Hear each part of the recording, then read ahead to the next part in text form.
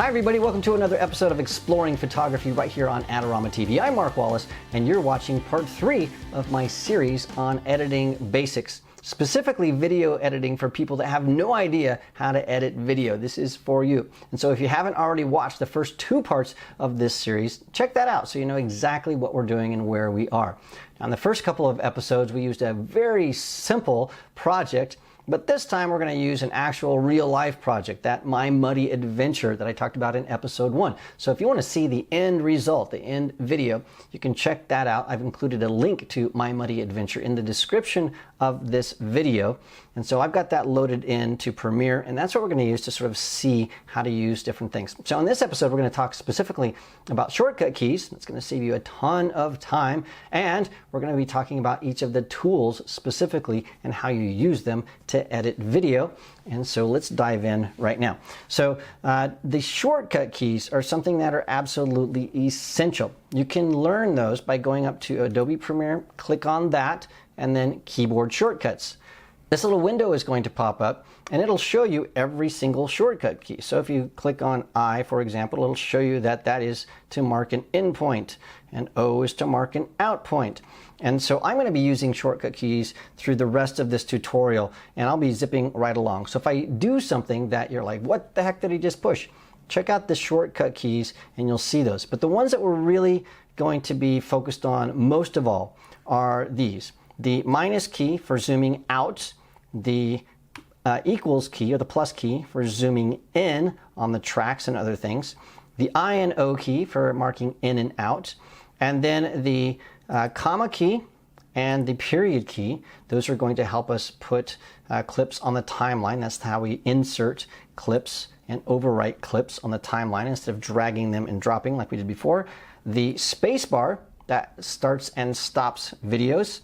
And then that's pretty much what we're going to be using. If I do something else, I will call it out as we go along. And make sure you check this out to see exactly all the different shortcut keys. The other thing that I recommend that you do is at Adorama, we've got some really nice templates that go over your keyboard that show you all the keyboard shortcuts, and they're color coded, and so that way you can see exactly what keys you can use in Adobe Premiere or Final Cut or whatever application you are using. They're really a huge time saver, and the truth is, if you don't learn some basic keyboard shortcuts for editing video, your videos are going to take you hours to edit. If you click on everything on the screen and drag and drop, it's just going to take you forever. As you can see with a normal video, this one is only 15 minutes. We've got many different clips that I've put on here and I've had to edit and shorten and shrink.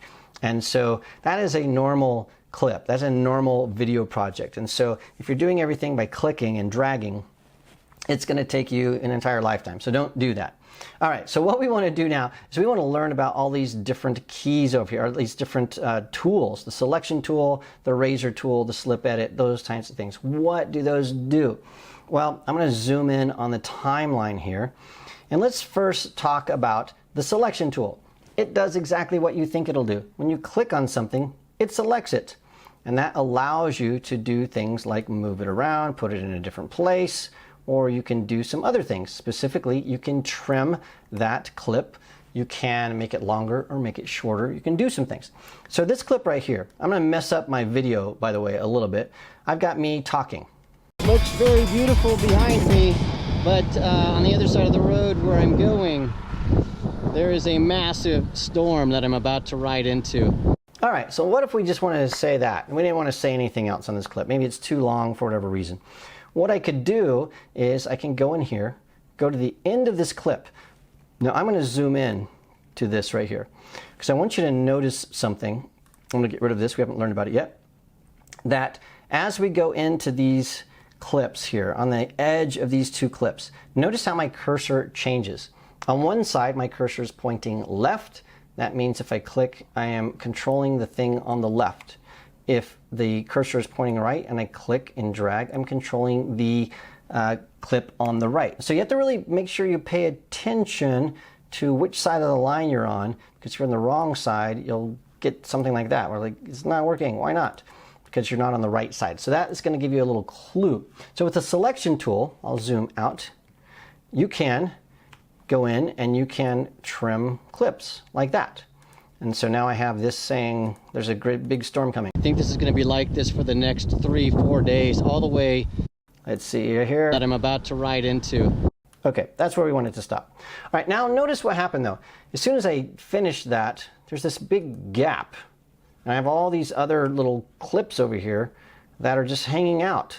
And so if I tried to maybe select these and move them over, it gets a little bit hairy. So there's a better way to do this. There are 2 ways that are better to do this. Actually, 3 ways that are better to do this. So I'm going to undo what I did. Undo that trim. There's a different tool called the Ripple Edit tool. And that is perfect when you're making an adjustment to one clip and you need to have that affect everything else. You want to make that adjustment here and you want it to ripple through the entire timeline. And so what I'm going to do here is down here, there's this tool called the Ripple Edit tool. If I click on that, I will zoom in here. Remember, we want to trim this up so it finishes right there. I'm going to click on the edge, pull this back. Donk. Now notice, everything came over with it. Everything, there's no gap, nothing. So I made my change and then that rippled through the entire timeline. That's what the Ripple Edit does. It's perfect for those things. Let me show you a different way to do this. So let's say I had my selection tool and I trim this. And now I have this big gap here. Well, how do I deal with that? Because if I select these, maybe I get everything, but maybe, oops, I missed this, and this is not aligned, and that's, oh crud, I have to undo that, try it again. Maybe I get all this stuff, but I missed this, and so you can see you can make some big mistakes there. So the way to select everything from this point forward is this tool right here, right under the Select tool. It's called the Track Select Forward tool. So if I click that, notice I have these 2 arrows. So anything I click from those arrows forward on the timeline will be selected. So I need to make sure I click here. Everything forward is selected. Now I can click and drag and move that over. That's pretty cool. That'll just snap right to that. That's one way to do that. There's another way to do this if you want everything to move over, and that is to right click and say Ripple Delete. So it's like the Ripple Edit tool, but what you're saying is delete this thing and then ripple that effect through the rest of the timeline. So if I say Ripple Delete, boink, it closes that gap and then it closes everything up. So rippling is when you make an adjustment here and it has an effect on the entire timeline. You'll be doing that over and over and over again. If you don't learn how to use the Ripple Delete and the Ripple Edit tool, you'll be going mad by making an adjustment and seeing that, oh man, it's just messed up everything because maybe your audio or video doesn't sync up. Okay, I'm going to undo all of that because I like where it was. So we have our selection tool. We saw what that does. We know what the Track Select tool forward. There's also the Track Select backward tool. It does the same thing except for in the opposite direction. We have our Ripple Edit tool. If you click that and hold it, you get Ripple Edit, Rolling Edit, and Rate Stretch. Let's talk about Rolling Edit. What the heck is that? Well, the Rolling Edit is when you have 2 clips next to each other and you say, I want a little more of this one and a little less of this one, but I want the beginning and the end, where these all start and stop, to stay the same. I just want to sort of move this line between those 2. And so that is what this Rolling Edit will do. So for example, I'll zoom in over here, and just for this illustration, I'm going to get rid of the music so it's not bothering us. It's going to be an amazing ride. So we've got this. At the beginning of the day, I thought, and I'm going to get rid of this voiceover so you don't hear that either. So we've got this little clip of me riding along, and then there's another clip of me riding along. So let's say I want a little bit more of this second clip and not as much of this first clip. How do I do that? Well, I could use my selection tool and pull this over and then pull this one over. We could do it like that, or we could do that all at once by going in here to this Rolling Edit, clicking right on that border there, and then it's just going to make a little bit more of this one, a little bit less of this one, or the opposite way. So right on the border, make sure you click on, there you go. Then I have a little bit more of this one, a little bit less of this one. But it starts and ends at the same spot. So if you have 2 clips and you just want more and a little less, or a little less and a little more, use that tool. That's what it is for. Okay, I'm going to hit Control Command Z to undo all that stuff so I get my music and stuff back. The other thing we have here is this rate stretch tool. So what that does is, let's say you have a clip that is 2 seconds and you want to stretch that out to 5 seconds. You can do that. Or if you have something that's 5 seconds and you want to make it happen into 2 seconds. Well, let me show you a real example of that. So way over here in this video, I have me zipping along, and there's this little clip right here. This little clip. And I will play this. Actually, it is right here. I'll play this in my source monitor. Okay, it doesn't look like anything really special happened there, but something did special happen there. Something did special happen there. I don't know if that's proper English or not, but something happened there that was pretty cool. And so let me show you exactly what that was. If we go back into this clip and I'll play slowly through it, you can see that right here, there's this little dot. There's an animal that jumps, boing, right across the road. Boing, there he goes. So what I want to do is I want to slow that down. I want to make that really, really stand out. So over here on my timeline, where this is, here it is. I am going to take that same exact clip. I'm going to get rid of some stuff that I'm going to show you later. So here's my clip right there. It's of that little guy jumping. And then I'm going to just take that and I'm going to put it on the timeline. So it's the same thing. But I want to stretch that out. I want to make it much slower. I want to put it in slow motion. So what I can do here is get this rate stretch tool, click on that on the end, stretch that out. Now what will happen is this is going to play in slow-mo. Slow-mo.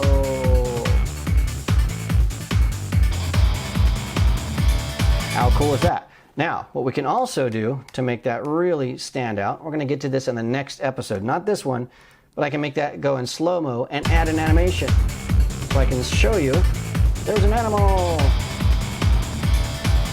We can also zoom in and do a bunch of stuff. So we're going to get to that in the next episode when we're talking about effects and animation and keyframes and those types of things. But that's what the rate stretch tool does. It lets you slow and speed things up. All right, the razor tool does something that is very, very obvious. So we'll have a little clip right here. What if I want to take this, and he said that there, and just cut that out. I don't want me picking my nose here. So what I can do is take this, click, go over here to this part right here, click, get my selection tool, bam, delete, ripple edit, and it's gone. A car just went no mud. So it works like that. The better thing to do is maybe put something over that to cover me picking my nose. But that's how the razor works. It just allows you to chop. It's very, very easy to use.